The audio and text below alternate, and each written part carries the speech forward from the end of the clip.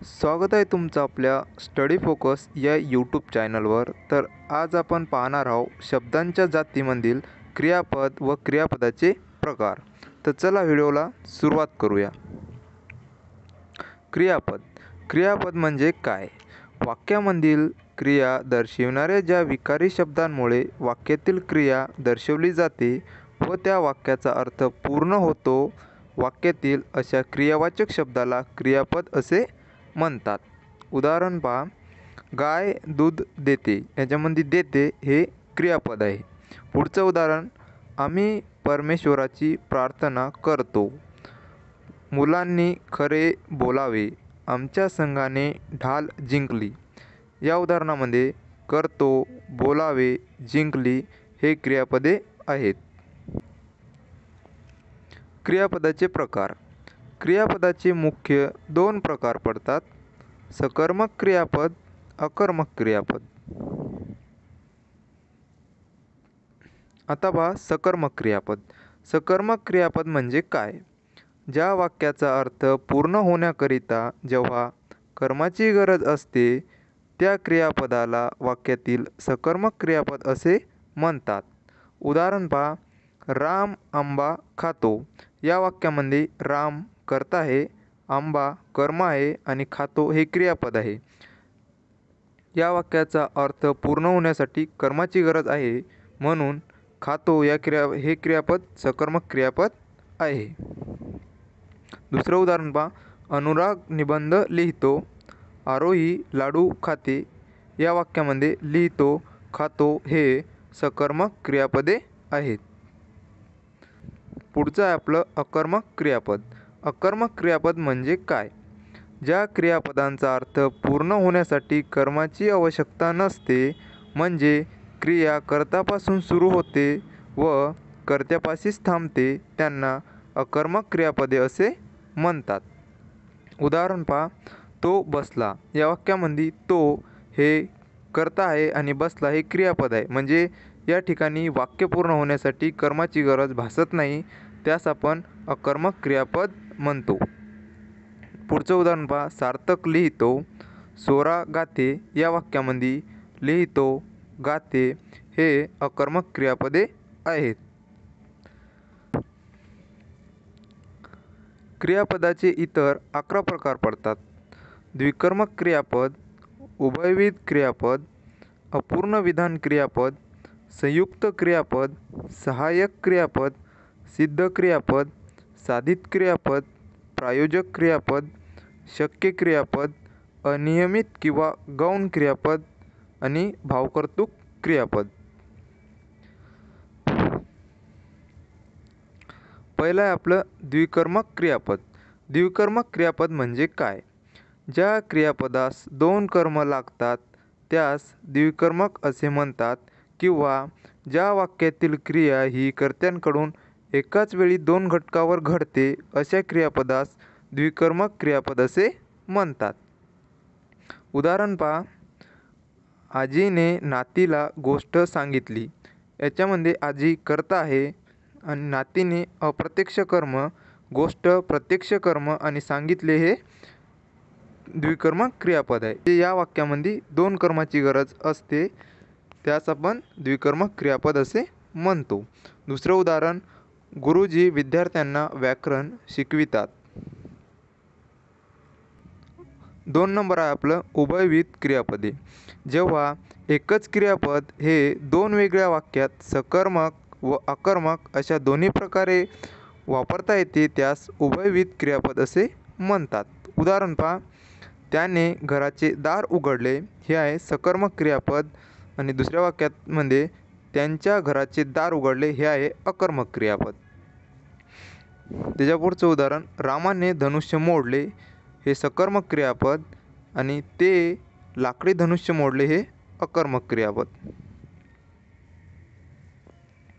तिसरं आहे आपलं अपूर्ण विधान क्रियापद. अपूर्ण विधान क्रियापद म्हणजे काय? जेव्हा वाक्यात क्रियापद असूनही वाक्याचा अर्थ पूर्ण होत नसेल तेव्हा अशा क्रियापदास अपूर्ण विधान क्रियापद असे म्हणतात. अशा वेळी वाक्याचा अर्थ पूर्ण होण्यासाठी क्रियापदाव्यतिरिक्त ज्या शब्दांची गरज असते त्यांना विधानपूरक किंवा पूरक असे म्हणतात. उदाहरण, राम झाला. या ठिकाणी झाला हे अपूर्ण विधान क्रियापद आहे. राम राजा झाला. राजा हे विधानपूरक शब्द आहे. मुलगा आहे, याच्यामध्ये आहे हे अपूर्ण विधान क्रियापद आहे. मुलगा हुशार आहे. हुशार हे विधानपूरक शब्द आहे. चौथा आहे आपलं संयुक्त क्रियापद. धातुसाधित व सहाय्यक क्रियापद याने मिळून बनलेल्या क्रियापदास संयुक्त क्रियापद असे म्हणतात. मात्र या दोन्ही शब्दांमधून कोणत्याही एकाच क्रियेचा बोध होणे आवश्यक असते. धातुसाधित अधिक सहाय्यक क्रियापद बरोबर संयुक्त क्रियापद. उदाहरणार्थ, क्रीडांगणावर मुले खेळू लागले. याच्यामध्ये खेळू हे धातुसाधित क्रियापद आहे आणि लागली हे सहाय्यक क्रियापद आहे. म्हणजे या ठिकाणी दोन्ही पण क्रियापदे आहेत, म्हणून यास आपण संयुक्त क्रियापद असे म्हणतो. दुसरं उदाहरण, बाळ एवढा लाडू खाऊन टाक. 5 नंबर आहे आपलं सहाय्यक क्रियापद. जेव्हा धातुसाधित व क्रियापद हे दोन्ही मिळून एकाच क्रियेचा बोध होतो तेव्हा धातुसाधिताला मदत किंवा सहाय्यक करणाऱ्या क्रियापदाला सहाय्यक क्रियापद असे म्हणतात. उदाहरणार्थ, क्रीडांगणावर मुले खेळू लागली. बाळ एवढा लाडू खाऊन टाक. 6वं आहे आपलं सिद्ध क्रियापद. जा, ये, कर, उठ, बस असे मूळचे धातू आहेत. त्यांना सिद्ध धातू म्हणतात व या सिद्ध धातूंना प्रत्यय लागून तयार होणाऱ्या क्रियापदाला सिद्ध क्रियापद असे म्हणतात. उदाहरणार्थ, तो दररोज शाळेत जातो. आता या ठिकाणी तो हा प्रत्यय लागला झाला म्हणून जातो हे सिद्ध क्रियापद आहे. पुढचे उदाहरण, ती खूप अभ्यास करते. सूर्य पूर्वेस उगवतो. आम्ही सकाळी लवकर उठतो. या वाक्यामध्ये करते, उगवतो, उठतो हे सिद्ध क्रियापदे आहेत. 7 नंबर आहे आपलं साधित क्रियापद. विविध जातींच्या शब्दापासून तयार होणाऱ्या धातूंना साधित धातू असे म्हणतात व अशा साधित धातूंना प्रत्यय लागून तयार होणाऱ्या क्रियापदांना साधित क्रियापदे असे म्हणतात. आता पहा धातुसाधित शब्द. हात, हाताळ आणि हाताळणे याला ते, तात हे प्रत्यय लागतात. तसेच खालचे पहा, स्थिर, स्थिराव, स्थिरावतो, ला, वेल हे प्रत्यय लागतात. पुढे, पुढार, पुढारले, पुढारतात. आण, आणव, आणवली. पाणी, पाणव, पाणवले.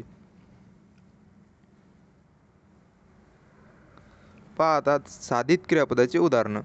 माझ्या कपाटातील पुस्तके तो नेहमी हाताळतो. हाताळणे हे साधित शब्द झाला आणि तो त्याला प्रत्यय लागला म्हणून हा साधित क्रियापद झाला. पुढचं उदाहरण, तो शिक्षकांच्या व्यवसायात स्थिरावला. आईच्या आठवणीने तिचे डोळे पाणावले. आम्ही हे पुस्तके मुंबईहून आणवली.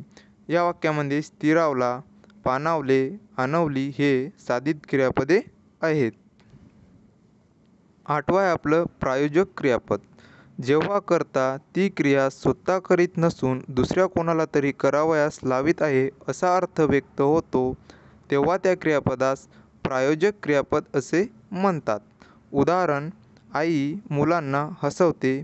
आता या वाक्यामध्ये आई कर्ता आहे, मुलांना कर्म आहे आणि हसवितो हे क्रियापद आहे. तर कर्ता स्वतः क्रिया करीत नसून कर्माला क्रिया करायला लावत आहे असं असते, त्या ठिकाणी प्रायोजक क्रियापद असते. म्हणजे हसविते हे प्रायोजक क्रियापद आहे. पुढचे उदाहरण, तो मुलांना रडवितो. त्याने त्याच्या मित्राला तुरुंगातून सोडविले. तो मुलांना खेळवितो. या वाक्यामध्ये रडवितो, सोडविले, खेळवितो हे प्रायोजक क्रियापदे आहेत. 9वं आहे आपलं शक्य क्रियापद. वाक्यामधील ज्या क्रियापदाद्वारे कर्त्याच्या ठिकाणी क्रिया करण्यास सामर्थ्य व्यक्त होते किंवा कर्त्याकडून ती क्रिया करण्याची शक्यता व्यक्त होते त्या क्रियापदाला शक्य क्रियापदे असे म्हणतात. उदाहरण पहा, मला आता काम करवते.